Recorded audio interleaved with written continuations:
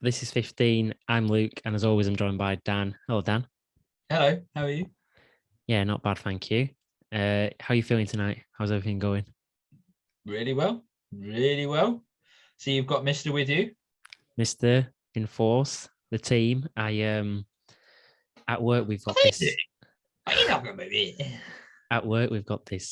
Meet the Team series where we put like a social media thing out there, basically describing some of the people that work for the company, just to like humanize the brand. And I was the first one for it. Because you're monsters.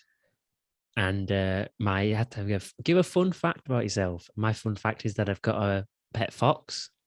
Just what I do. Miss as a fox. He identifies as a fox and stuff. That's what he is. He always has been. Always will So much be. so that people keep asking me about him at work, saying, "Oh, you've got a pet fox. How's your fox and stuff?" I'm like, yeah, yeah, yeah. And there's Do this you say woman. Foxy? Yeah, it's this woman who's a big horse fan. She's nice and What you everything, going but to say? like, I thought you were going to say there's this woman and she's a big whore. I thought you were going to say that. yeah, that was her fun fact in her meet the team. What's her And name? no, I'm not doing that. And uh she's she said Quite the rider. she went, "Oh, so you've got a pet fox?" And I was like, "Yeah, yeah, yeah." She goes, "Oh my god, that's incredible! I love foxes." She says, "Do you keep him in the house then?" And I said, "Yeah, yeah, he's in the house with us." She goes, "Oh my god, can he do like tricks and stuff?" He goes, "Yeah, we feed him a certain stuff he really likes." And she goes, "Oh, what do you feed him?" I went, "Oh, he really likes haggis and stuff." I didn't say he's Scottish. I might have thrown her off. And she's like, "Oh my god, fantastic!" She goes, "Oh, you need to spend some pictures. Bring some pictures in of him."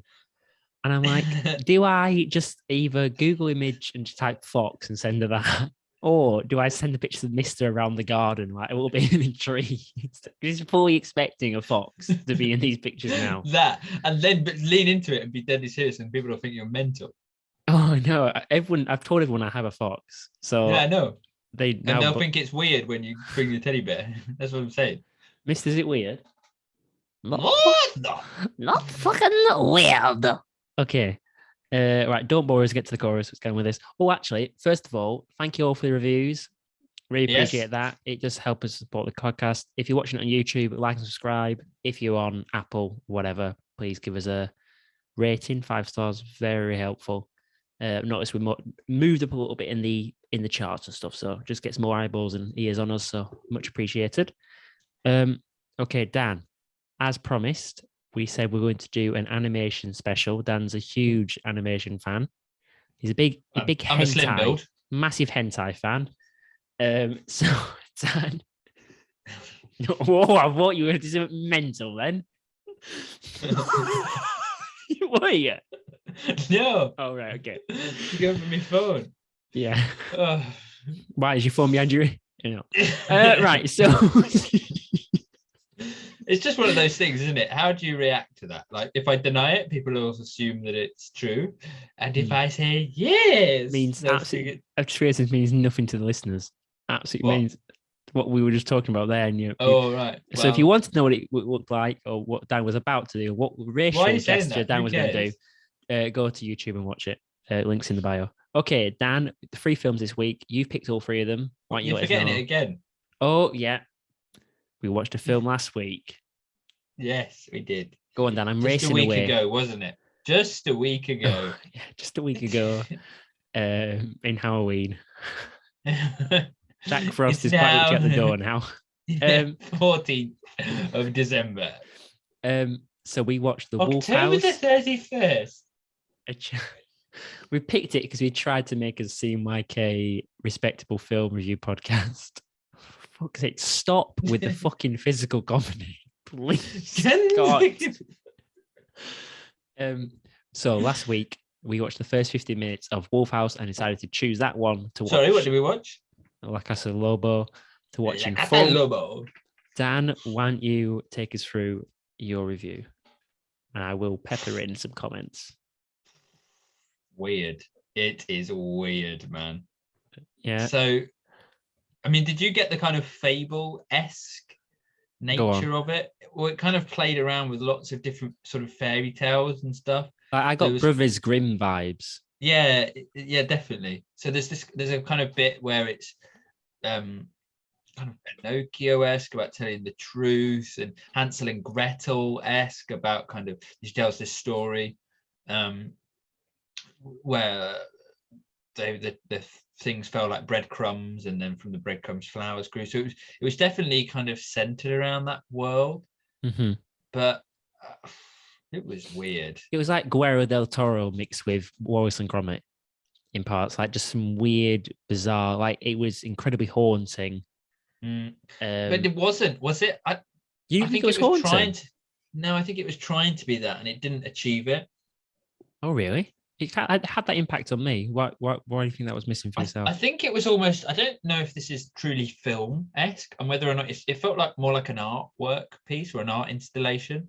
You know, it's not long enough. That there's not enough sort of narrative that kind of. By the way, I think it was plenty long.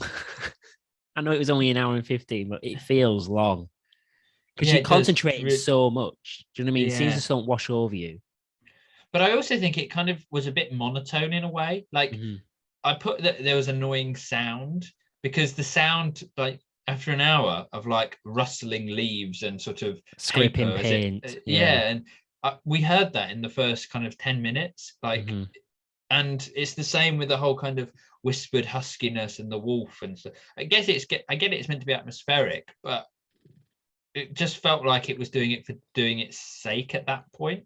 No, 100%. It could have done with a change of pace. I was hoping for more of a change of form, which I know it sounds a bit weird because there was a lot of textures going on, but it just felt, it was so abstract, and it tried to derive its horror from like psychological torment, that it could afford to be a little bit more like visually inconsistent. Do you know what I mean? Like just throw some more stuff, change the tempo up. That's what I really kind of wanted. Every time we changed to a scene, we saw hands being built and bodies kind of coming together, wriggling across the floor like worms and spiders. And I'm like, yeah, this was kind of impactful at the beginning, and we said that, didn't we, when we first watched that, the first 15 minutes, we were like, oh my god, this is really. But like an hour in, you're like, yeah, it was effective originally.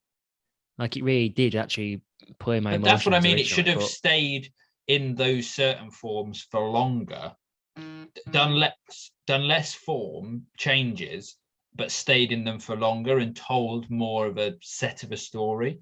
Do you know what I mean? Like the whole kind of this Maria woman who kind of personifies these pigs to so much so that they become like children to her, and then they run out of food, and so the pigs decide to eat her, and then she kind of betrays herself to the wolf that was there all along. Like kind of a retelling of what Three Little Pigs and stuff. I don't know. I don't know if I truly got it. I think they were trying to tie it in with the German cult, weren't they? That it was that someone from the cult had built the house.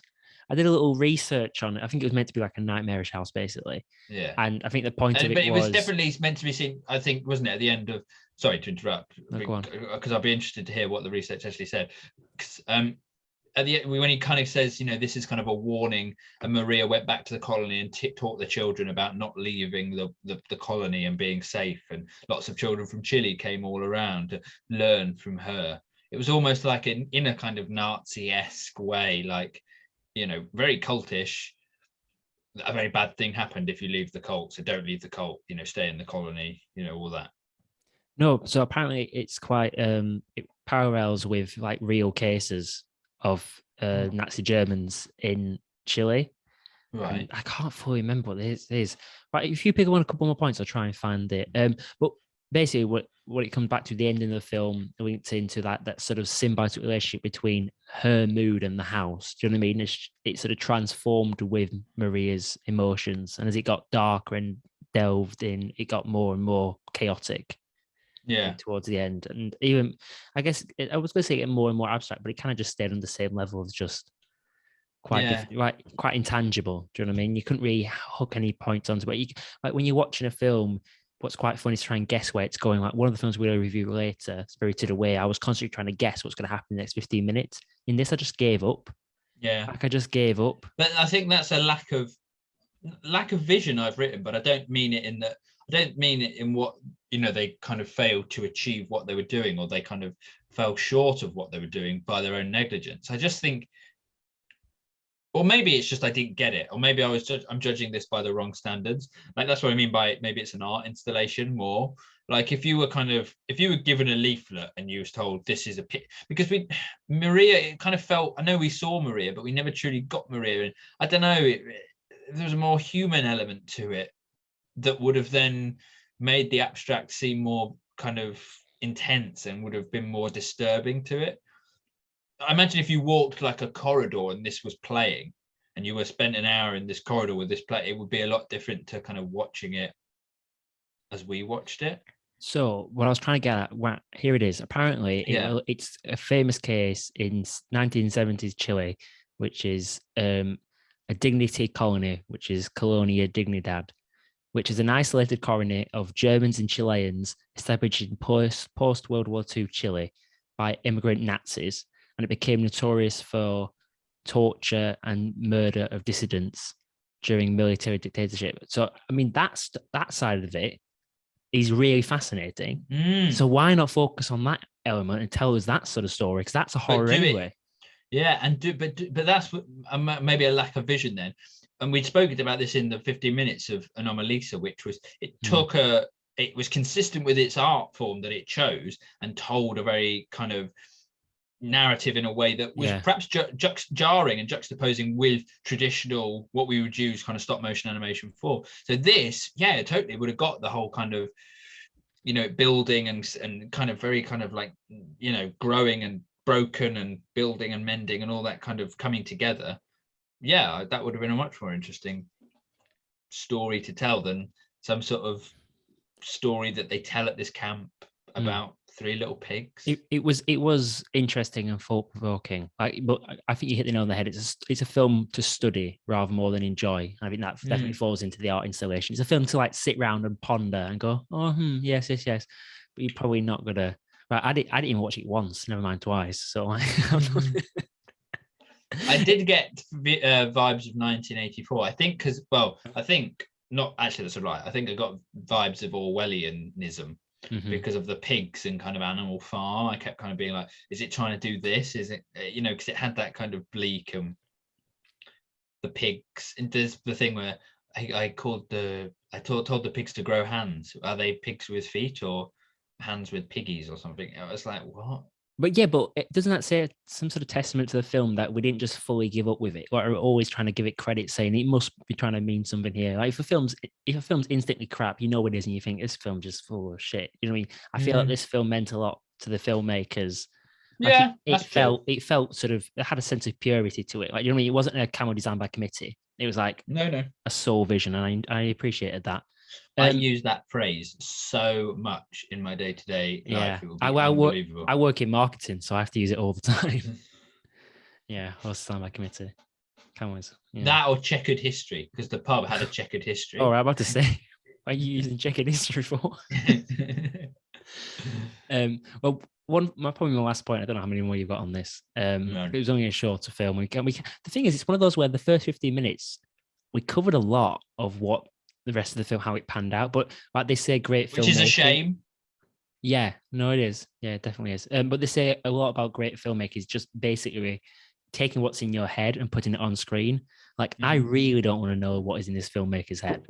Like, that is some bizarre, weird stuff. Like, I'm sure a lot of that must have been come off the cuff. Like, he couldn't have known exactly what the frames are going to look like, especially with stop motion. Like, although there was care in the craft, in the actual physical animation, there wasn't too much care, was there? Like chucking stuff here, lodges. But yeah, no, interesting. Yeah, definitely interesting. What are you giving out of 10? I don't know if it's judgeable in the same way. I'll let you make your parameters. Got one to maybe 5.5. That really low. Harsh. That does seem very harsh.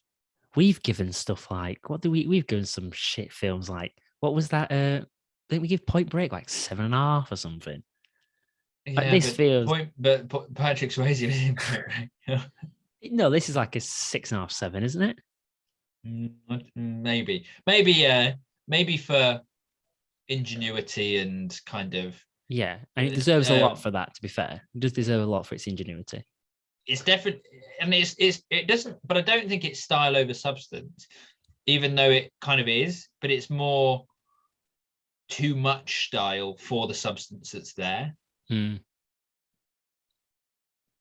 Maybe. Yeah, 7, 6.5, 7. Okay, Dan. It's better than average. But for the wrong reasons. And you know what? You can put that on your poster.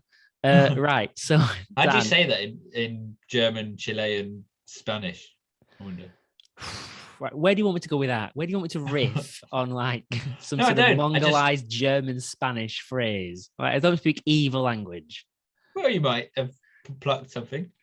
Okay, so Dan, the your first film... eyebrows before this. Right. So the first film we're looking at today. Bitter and twisted about that one that says you were handsome. The review. All 3 are animation films. All chosen by Dan. Martha. So Dan, the first film is... Sorry, what the fuck are you trying to do? You throw me off. Work. Right. Luca, which is a Disney Pixar way film. Of saying your name in Italian. So where my name derived from. What's your name derived from? Mum has actually been texting me a load of stuff about Wade, because the other week she's like, Wade is one of those surnames that has a profession, like Cartwright or Smith or etc. And I was like, what? You think Wade was a profession? What, to wade across the water? She's like, no, that's what it means. I'm like, yeah, but it wasn't a profession, was it? Turns out it does derive from that. Right, fantastic. On top form tonight. Okay, so the first film we did is Luca. This is a film from this year by Pixar. Seeing as Dan's not here, I'll tell you the year, 2021. Dan, why don't you give us a few thoughts on this? Oh, just a few. Pixar have created a very charming film that captured the sense of youth. It was a classic story of the summer where 2 boys go on an adventure. So whilst lacking in originality, it was nevertheless an enjoyable watch. First 15 minutes. Oh no! Oh yes, I haven't seen this film. Oops. Right, so I start with this one then. Okay, so this felt quite run of the mill to me. Right, I know we say this quite a bit, but it feels like it feels like a kid's film. Do you know what I mean? It doesn't feel ambitious. It doesn't have the scope of Wall-E or Up. Do you know what I mean? Like, it doesn't have that. It doesn't have like the emotional gravity of Inside Out. I know it's only the first 15 minutes, but that's kind of the point of this podcast. We've got to make these sort of assumptions. Like, it didn't seem like it was asking those big, wider questions. There's a few questions I'll come to later where you can see where it's going thematically, but it just felt like a one and done summer flick to me, this sort of film. And Dan is nodding his head for the audio listeners there. Check the tape. We're on the police. Do you know what I mean? Though this just feels like they've picked a world. Like, okay, let's do another sea film. Do you know what I mean? Another, like, we haven't done that. Let's do that. Let's do something with mermaids or sea monsters, whatever these are meant to be. Like before, they'd write themselves into a hole. Like they just lean into like oxymorons, like rat, so cook, like the 2 polar opposites, like monster in a closet, and like an explanation for that. You know what I mean? But like, this doesn't have any of that. It just feels like a production company that are treading water. Well, I think you're treading water. Yeah, because they're fish. I think you're kind of touching on that. We said this, didn't we, as we were watching it? That because you said, "Oh, it's a Disney film," and then Pixar came up, and it's basically since Disney were bought Pixar, it seems like they're making more and more run-of-the-mill films. Mm-hmm. You could almost argue that Pixar peaked at Toy Story in a way, because the genius of Toy Story was that question, wasn't it, of humanizing something that we play with and we humanize every day. What if they were actually real and existed? What? Hodor. Nothing. Listen to it back. Okay. I won't. And you're right. All those questions of Up and Wall-E and Finding Nemo, Monsters Inc. The moment you kind of turn that into a formula, you lose. Mm. its essence. No, it felt very formulaic, especially when the cool guy enters. Do you know what I mean? We meet the protagonist, and he's quickly running through the whole town, so you get to meet all the community at once. It's sort of fast-paced way, so you don't get bored. And you meet the family, and it's a sparky family dynamic, and the grandparents. There's so many grandparents. Yeah, the dad's boring. The mum's slightly bossy, trying to keep everything Grandma together. burps, and she's kind of fat. You know, she's Kathy Burke. You're excited for Christmas, aren't you, Dan? Get the gang back together. But I mean, to give it a bit of credit, I think the angle that they're coming at here is this sort of identity. Is the theme of identity and body. Do you know what I mean? And being comfortable within one's own skin. Like body dysmorphia is very current at the moment in the media, and we want to shed a lot of light on that. That seems where this is going. Is it not? It's not to do with identity. Not really, no. Oh. Not identity in that sense. How do you mean? Looking at it. But he's talking about he's not comfortable as a sea monster, but that's who he is, and so he's trying to be something different out of the water. That's why I thought this was going. No, not really. Fantastic. I've completely missed the message of this. But speaking of messages, but that sort of thing, even if that was the point, which it isn't, as Dan comes a bit close to his mic for you lovely listeners, before they would target messages at adults. Do you know what I mean? In Pixar films, but they do it in such a cleverly veiled way. Like the veil it as nostalgia. Do you know what I mean? That is potent to both adults and children. This just feels like adults taking their children to go and see a Pixar film, and they're kind of clocking out. You know what I mean? They're not really watching it. It's more about obviously I've given the cat at the bag, and I have seen this film. He has given the cat at the bag. And I've just reread while you were talking there my whole review. It's not really long, and I basically agree with everything you say. Yes. One thing I know. It's more to do with finding yourself and being comfortable as who you are, but not in a body sense. It's not body dysmorphia. It's not I said being comfortable in your own skin. Yeah, but it's more to do with not being, just because you're different doesn't mean you should be held back, and not judging. It's kind of more of a race question than a body question, this film. No, it is. It's your impression coming back. Just quickly and it's to do with kind of relationships between one another and being honest with yourself, and father figures, etc. This sounds like a better idea. Where I live. Sounds like a better idea for the podcast. Dan watched the film. I watched the first 50 minutes, and I have to guess, and he tells me that I'm wrong.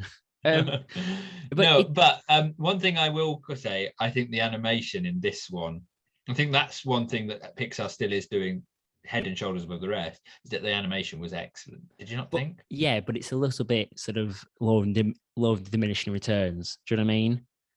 You get too much of a good thing. I kind of expect that now. Like I wasn't as big a fan as Coco as you. You were. I know you really liked it, but something I did appreciate about that was just the completely different color palette and this sort of idea of sort of that Mexican, that sort of dusk and that sort of clay. You know, all those sort of different elements. Here it's that sort palette, of that color palette. Yeah. So here it's that sort of sea again. I mean, the sea looks amazing, the way it flows. It's all very good, but I know it sounds a bit ungrateful, but I kind of expect that now. Like that's not something that blows me away anymore with Pixar. Yeah, I think that's probably fair. But it does feel interesting. It seems like they're going for a coming of age angle, but a younger coming of age. I don't know what the phrase is, because he seems like he's about 11 coming of age. It's definitely a kids film. I think that's ultimately what we're driving at, I think, with this, and it feels like that from the beginning. I think I've put the beginning felt a little sloppy and needed tightening up. So I think towards the end of the film, it does, from what I remember, I watched it a long time ago when it first came out, it does get better. But basically, I think this feels like Pixar's B game, and it's still much stronger than anything around. Like if we compare this to any other films coming out, there are still elements that are in this that we as adults can kind of appreciate and enjoy. But yeah, I think the golden age of Pixar maybe is gone. In as much as they've kind of used all those tropes. Like when Secret Life of Pets came out, obviously I know that's not Pixar. Did not expect you to say that.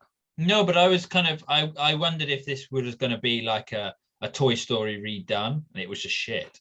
And I kind of feel like Pixar have kind of hit those milestones. They've done, humanizing the monster under in the closet, like you say. They've done, what's the most numerous thing in the planet? fish, right? Let's do an intimate personal relationship between fish and, they've done, let's make a robot humanoid. Where do you go from here? And they kind of touched on it with Inside Out. No, that felt weightier, But definitely. that was 2015. What have they done in the last 6 years? Coco. And Well, Coco was good. yeah, I didn't particularly like Coco. I thought that was formulaic again. But then it's all been sequels and prequels and this and that. We really need to move on, but just quickly, just to give the listeners a bit more on that, because I don't think we give them enough on that review. Dan, because we haven't really talked about Pixar much. What are your top 3 Pixar films for the listeners? Well, top is Ratatouille. Or Ratatouille. Closer to the mic, I'll be told of in the edit. Ratatouille, WALL-E, probably Toy Story 2. Okay. I like it. Probably. No, Up. I feel like can I put Up in there just for the first 8 minutes? Can I do that? No, that's the thing. Incredibles would be in my list, by the way. Incredibles definitely would be there. Yeah, it would be. Yeah. And Finding Nemo is so good though. I feel like, because I know they were all big, but Finding Nemo was particularly massive film. I do think that's fantastic. But yeah, that sort of stretch of between Toy Story 2 to like WALL-E, that sort of 11-year stretch, that was just phenomenal. Like, just formidable filmmaking. And when were they bought out? We should do our research. When was Disney buy them out? Didn't know we're doing an economics podcast. I think we're fine not knowing those business transactions. Dan's going to search that. I think it's important. And we're going to move on to. We honestly must move on, but Dan will give that information for those that are edge of the seats. Okay, 2006. There you 2006. Is that Cars? Is that when Cars came out? Yeah, I think it is. Fucking Cars. I can't stand it. Okay. Spirited Away, Dan. Why don't you take us away? Spirited Away. Studio Ghibli. What do you want me to say? What I thought about the film? That's what the podcast is about. Exactly. Did you? That's what we've done for the last 20 episodes. I loved the score, didn't you? I thought that was perhaps the best thing of the first 15 minutes. Yeah, I liked the score. I didn't love the score, but I liked it. Oh, did you not? I found it really kind of... Yeah, I really did. Have I offended you? See, when we get a bit giddy like this, it kind of takes away the seriousness of... Actually, I did enjoy the score. Okay, lovely. So for this, what I enjoy about these sort of films is that animation feels different. Do you know what I mean? It moves different. It flows different. And it almost feels like 4 3D images on 2D paintings at times. Do you know what I mean? Well, no, they're not. I know it's 2D on 2D, but it just feels like... Do you know what I mean? The animation just feels completely different for someone who's more of a novice. I know you're a massive hentai fan, so you're used to this sort of stuff. Yeah, you've already made that joke. Now you're called back to it. I liked it though. It feels more rustic, maybe, to a kind of more traditional 3D animation, especially compared to like a Pixar. It feels hand-drawn. It does, but not in a way that classic Disney does as well. You know, your Cinderella's, just no White Pinocchios. They feel very much like frames. You sound like a market salesman then who's trying to sell Disney films. We got your Cinderellas, your Pinocchios. And a little something for the lady, fox in the air. But no, like I touched on before with the Wolf House, it had a sense of, I wouldn't say it had a sense of mystery to it, but maybe it was just good storytelling that I was constantly chasing my tail, trying to guess where it was going to go. And then you realize it's Japanese. And you go, wait a minute, it's a Japanese. And I have had, Dan, when you shake your hand with a Japanese man, better check him because it's going to be burnt. Because... You know, I'm winding you up. But as in the amount. What's the end of that saying? The amount of Is it from the bombs? Is that what it's about? the amount of I don't know, Japanese sort of media that starts so well, stories that start so well, and then just take insane left turns. Like, have you got to the end of Metal Gear Solid? If not, I No. won't spoil it for you. You get onto a rooftop, you've finished a game that's taking you 60 hours, and then all of a sudden you're on this normal stealth spy thing. Aliens and like monsters and like Japanese monsters show up. You're like, what the hell is going on? Turned it off, didn't even finish it. I just saved. But you know what I mean? Like this feels like a film where it would scar you as a child. Maybe not scar you, but it would stay with you. If you watch this in your childhood and your formative years, it would be burnt into your retina. These sort of scenes. I think maybe what you're dad's a pig. I think what you're driving at is maybe it's kind of quite a Marmite-esque in that you're either going to love this or you're going to hate this. Is that what you're sort of saying? What's that phrase? I've never heard that before. What was that Marmite thing? Marmite, you either love it. What? I just can't stand it when people say that. It just doesn't mean it. It's not against you. I'm sorry, I was just rubbing my eye. Why would you make it call back? This is fucking abysmal. We talked. I said I like the score. You said no, it was shit, and then you said it's like burning your hand, and it's too weird for me, even though it was a perfectly normal film to that point. I was really proud of my joke then, but I think you missed it, but I'm not going to bring it back up again. Just rubbing your eye. Oh, right, okay, yeah. I don't get it. I said I was just rubbing my eye. Right. So. What, your Jap's eye? I don't know. I don't get it. Sorry, I'm going to mute that there. I do apologise for Dan's language there. That's quite frankly appalling. What did you think about this film? There's a sense of mystery. You have definitely let me off the hook of that Japanese burnt ants comment now. My goodness me. Made me a saint. Hear yourself. It's very good world building. Sorry, Tolkien. Yeah. it was all right. Listen, it's on Netflix, 1.25 speed. I'm gonna keep banging that drum. I watched the film the other day without 1.25 speed, and it was driving me crazy. I watched Killing of a Sacred Deer. Good film, by the way. But oh, was it good? Perhaps because you watched it at the pace it was meant to be watched at. Very true. Tension. Mm. Have you got anything else to say on Spirited Away? Poetry. Was yours dubbed? It was. Mine wasn't. Maybe Moroccan. That made it more authentic. Right. Yeah, no, mine was. We've not reviewed this at all. Yeah, that's fine. I made my comments. Have you got any comments to say about it? I think it's intriguing, and I really enjoyed the score, and I think it was quite soothing and quite, I don't know, it felt very much kind of classic in a way.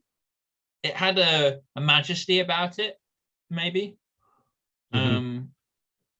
Maybe it's just confidence, actually. Maybe you can tell that there's a confident hand and a very clear vision and a director who knows what he's kind of creating. Also, not to leave Japan out, because I think we've got some making up to do. Top 3 things down about Japan. Quick.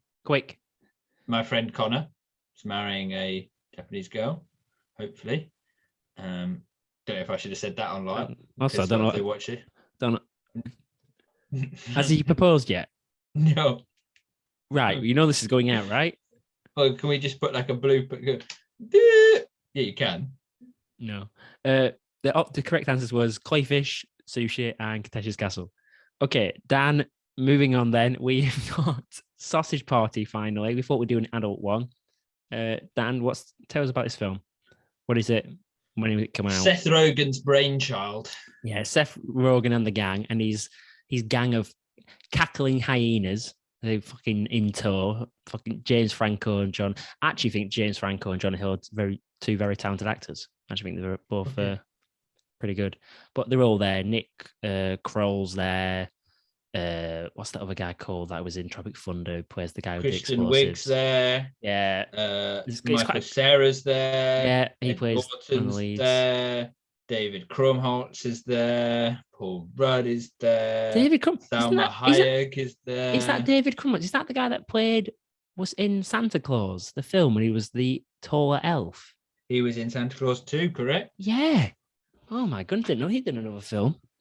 Bill Hader's there. Craig Robinson's there. Yeah, very good. Danny McBride is there. Quite a lot of nicknames here. Yeah. So Dan, to me, Dan, this felt like a half-baked ideas, whilst the cast were half-baked. So you did there, like very Oh, good, very good. yes. I'm trying to get it semi-conceived. Do you know what I mean? It had that. It had Semi. almost had that that Team America quality, like that silly adultness. Don't drag this anywhere near Team America. No, Team America is an exceptional film, Yeah. but it had that sort of fun immaturity element. It did have that. Like I used to make food into animals. I remember drawing an egg with a kilt in it and calling it Scotch egg. I was well proud of myself when I was like 8 with googly eyes. Comedy. Some people just got it. You know what I mean? But that it did have that sort of innocence. Comedius, if you were to see Le 10. But as soon as it started and it just got going, I just knew. I said it to you Just actually. dick jokes. I said this is just the 6 out of 10 film, isn't it? Like it just is. I don't even know if it's that. Oh really? I think it's gonna have enough legs to keep it going. It didn't pass my strict test of comedies. Is the first 50 minutes is usually the best in like a run of the mill comedy because that's when all the good jokes come in, get them out, get them going, and there wasn't many. No, it was all just dick jokes and girth and length, and I can't wait to get up in your bun, and it's just all dick jokes. It is all dick jokes. It's just a group of lads sat around writing a film and having the money to make it come true, isn't it? Kind of, it's a bit racist. It's a bit very racist. Maybe you don't want to talk. Do you not like its parallels to sort of blind faith and religion? I think it was trying to make that. It was trying to make that this idea that these. So basically, you're giving it way too much kudos. It's about food, all in a very dull supermarket. To the food itself, it feels like a lively atmosphere. But when you see it from the perspective of the customers, incredibly mundane. They've turned all the color saturation down, really boring. The idea is once you leave the shop, you go into the great beyond. The great beyond, obviously, being a parallel for heaven. But obviously, don't believe. There's no evidence for this. Don't believe this sort of thing. I think it was trying to make those points. I mean, maybe it won't for the rest of the film. Yeah, but I don't know if it's trying to do them in a. It's not doing them for any kind of expose. Not that they need exposing, but it's not doing that to make its point. It's just using them as vessels to take the piss out of. Mm-hmm. I think this film came about from probably, like exactly as you said, a load of half-baked guys going, what's funny about food? Let's get to German mustard and let's make that, or whatever it is, German, and they're all going to be Nazis, and let's have let's do a fucking scene where they get bombed and the banana's face falls off. Like I quite liked the visual, that the whole same about Ryan thing. Yeah, no, I mean it was entertaining. This was entertaining. It is entertaining, but it's all parody, isn't it? And it's not. Yeah. Like I don't think it's not being clever, and I think to kind of try and suggest otherwise is doing it to greater service. It did find a lot of its humor in stereotypes, which I mean, I'm not above it. But it's not exactly creative. It's not exactly millionaires who are going to be the big faces of comedy, or they were. I feel that was a very short-lived time when they thought this sort of the new Rat Pack is Seth Rogen and his pals are going to be the big faces of comedy, and that fizzled out very quickly, didn't it? It just seems all their films now seem very indulgent. Mm-hmm. Like. It's like they want to have fun on set, so they create wild storylines, and it's this film feels like they want to be swearing and talking about how big their cock is and all that shit. That just feels like they've written it for that purpose. It does feel like the sort of film and sort of sets where nothing is said, no ideas turned down. Do you know what I mean? Like everything's just that'll go in. Yeah. What a yes man. We're fantastic. Like, you know what? You've turned me here. I thought this was a fine, entertaining, whatever sort of a film. I probably won't watch, but if it's on TV, whatever. If someone else wants to watch it, I'll watch it. And you've made me hate it. You made me start to slander off Seth Rogen, who's a perfectly fine performer. I don't think he's that good an actor, really, but I think he's a decent writer. He's okay writer. Superbad's good. Superbad's good. Yeah, I don't know how much. Is that his first piece of work? Yeah, he wrote that when he was super young as well. Oh. Is it Evan Goldberg, whoever his comedy partner is? One's on screen, one's behind the screen, Dan. Maybe they've got the right idea there. Face for radio. Have you got anything else to say on this film? You commented on it again, and actually, it's quite interesting that all 3 films we've chosen here today have got quite different animation styles. No animation. That was styles. deliberate. We did that on purpose, didn't we? No, it wasn't. It was. We're trying to pick 3 different films because last time we picked 3 fucking horror films that were all the same and nothing to say.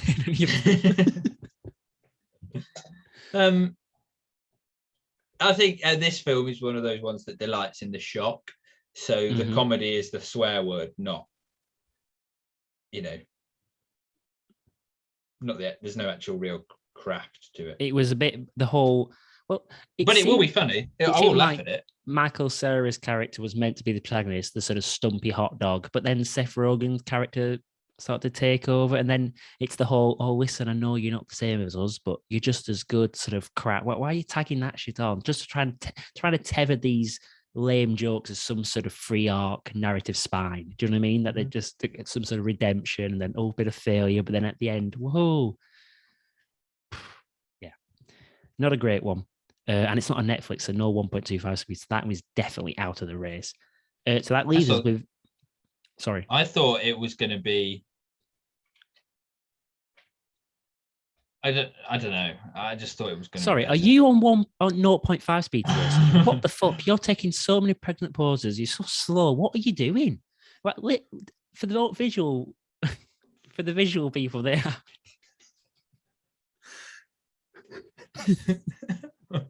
Wow. Tell me what you really think. That was lag. Yeah.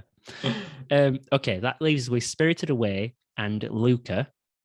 I want Spirited Away. Yeah, I'll watch Spirited Away. Brilliant. Simple as that. Okay, so that's sorted. We'll watch that for next week. Next week, we're going to be in the same room. Oh my God. Woo! But we're still going to do it on Zoom? Yeah, in separate rooms. We're going to huddle around. What? Don't really know how to do it. We'll work it out. Anyway, this is an off-air discussion. The production, they don't need to hear anything about fucking production. Right. Anyway, next week we're going to be in the same room. Let's do a poll, Luke, or a poll on Twitch or Twitter or whatever we use it on. Yeah. Guess who's coming to who? Brilliant. Oh. There we go. We'll definitely do that. Dan, we're doing Christmas films. So we got them. So we're probably going to do. Actually, I'm not Let's saying. Not tell people. I'm not saying how many episodes of anything we're going to do because I never keep a word. But next week we're going to do a Christmas film. We're going to be in the same building, probably not in the same room, but that's close enough. And we're going to be wearing our Christmas jumpers. All right, everybody. Good night. All right, Dan. Thanks for joining us. Bye bye. Us being me, Mister. Bye bye. Bye bye.